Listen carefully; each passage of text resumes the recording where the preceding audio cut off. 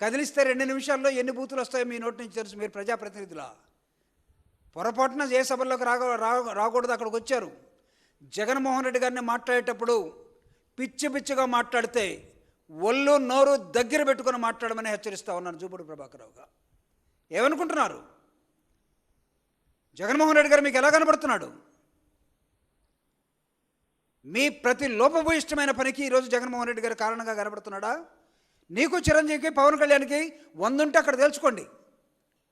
మీ బావగారు చంద్రబాబు నాయుడు గారు నీ మాట వినకుండా పవన్ కళ్యాణ్ని పైకి తీసుకొస్తామంటే ఆ కోపాన్ని వీలైతే ఆయన మీద ప్రదర్శించు. జగన్మోహన్ రెడ్డి గారిని సైకో అంటానికి ఎవడు నువ్వు? అసలు నువ్వు కాదా మెంట్లోడివి? నువ్వు కదా అభిమానులు దండేయడానికి వస్తే లాగి చెంపబెట్టి కొట్టేవాడివి. నిన్ను కదా జనం అనుకునేది. అంటే మీ ఇష్టం వచ్చినట్టు మాట్లాడుకొని ప్రతిపక్ష నాయకుడు, ఈ రాష్ట్ర మాజీ ముఖ్యమంత్రి, ప్రజల్లో హీరో జగన్మోహన్ రెడ్డి గారు గుర్తుపెట్టుకోండి. మీరు ఎవడో రాసిన కథకి, ఎవడో రాసిన పాటలకి, ఎవడో చేసిన మ్యూజిక్కి తైతక్కలాడి అప్పటికప్పుడు హీరోలు అయిపోయినటువంటి చిల్లర బ్యాచ్ మీది. Real hero through the people, from the society ఎదిగినటువంటి వ్యక్తి జగన్మోహన్ రెడ్డి గారు.